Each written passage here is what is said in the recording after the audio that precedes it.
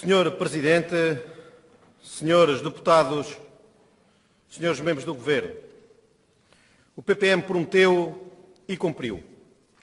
Mais uma vez, esgotando a nossa capacidade regimental de provocar este tipo de debates, o PPM trouxe a esta Assembleia um debate político com uma importância transcendental: a questão do desemprego.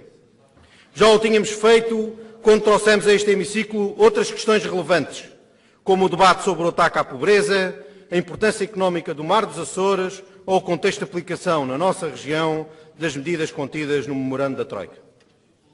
Temos realmente a consciência que centramos o debate político em questões muito relevantes e de grande importância para a nossa comunidade. Fizemo-lo com sentido de cidadania, com espírito autonómico e com grande transparência democrática. Mais uma vez, anunciámos este debate com um mês de antecedência, após o Vice-Presidente do Governo Regional ter anunciado o crescimento do desemprego para uns extraordinários e chocantes 17% no final deste trimestre. Demos todo o tempo do mundo para que o Governo Regional pudesse preparar este debate. O nosso objetivo foi centrar o núcleo político do Governo Regional nesta questão. Fizemo-lo em nome dos Açores e em nome de todos e cada um dos desempregados açorianos. A verdade é que, analisando o sucedido nos últimos 30 dias, o Governo Regional desenvolveu, de facto, uma agenda política centrada no combate ao desemprego. Só por si, este facto constitui um êxito importante para a nossa ação política. Marcámos uma agenda centrada no essencial, superando o acessório. Senhor Presidente, senhores deputados, senhores membros do Governo, o contexto da situação que estamos a viver no âmbito do crescimento do desemprego é fácil de sintetizar. Os Açores, tal como a generalidade dos países ocidentais, foi gravemente afetado pela grave crise económica internacional que estamos a atravessar.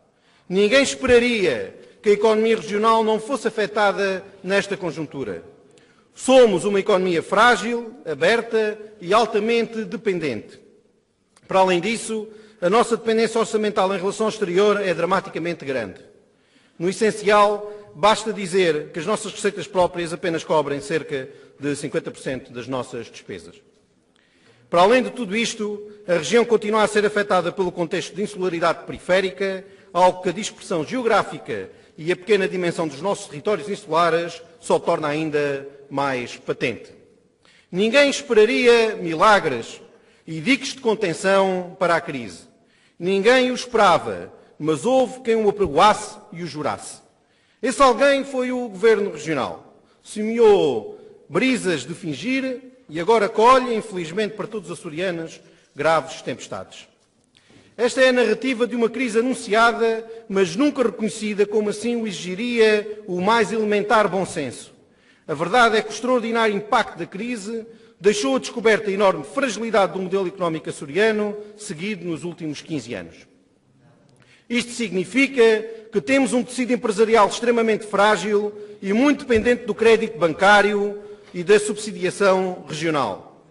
Neste contexto, a dificuldade de acesso ao crédito e a fragilização da disponibilização orçamental da região provocou um autêntico massacre no frágil tecido empresarial regional. Neste particular, o que está a acontecer no setor da construção civil é absolutamente devastador. É neste setor que a destruição de emprego é mais rápida e de maior amplitude.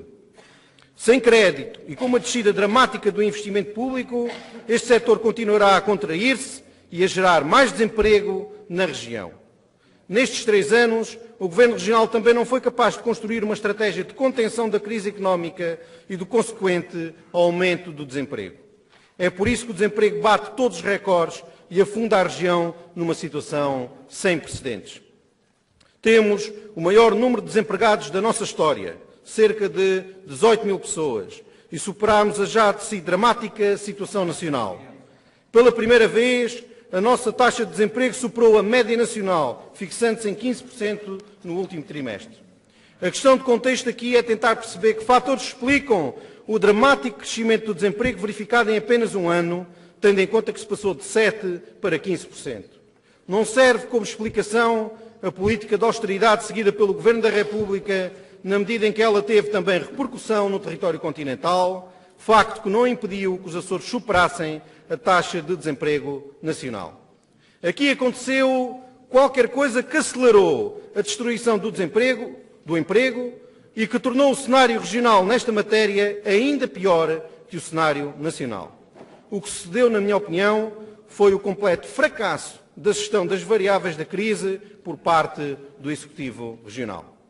Linhas de crédito ineficazes e inacessíveis, mau e errático investimento público, imobilidade estratégica e falta de capacidade de reação a situações adversas.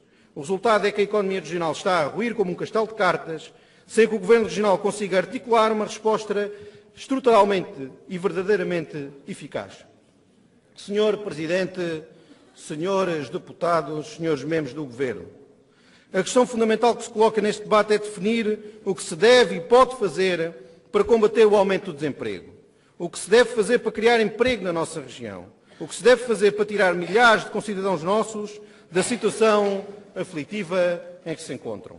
São 18 mil pessoas que têm de encontrar, sem emprego e muitas vezes sem qualquer rendimento, forma de pagar as suas contas e preservar os seus bens. Trata-se de uma situação verdadeiramente aterradora, que soma muitas noites sem dormir e torna cada dia um compasso de espera dramático. O desemprego destrói a nossa sociedade e instala a injustiça, a pobreza e o desânimo. É um cancro que temos o dever de extirpar. Só assim renascerá a esperança e se reconquistará a felicidade e a realização dos homens e mulheres que formam a nossa sociedade. Este é, meus senhores, o maior desafio político desta legislatura. Concordo com algumas das propostas já avançadas pelo Governo Regional, sendo que muitas delas não constituem verdadeiras novidades e não funcionaram num passado recente. Muitas vezes, a falta de eficácia reside na deficiente execução de uma boa ideia. Penso que isso tem sucedido de forma recorrente nesta legislatura. Proponho aqui uma alteração na dimensão da escala e projeção do investimento público regional.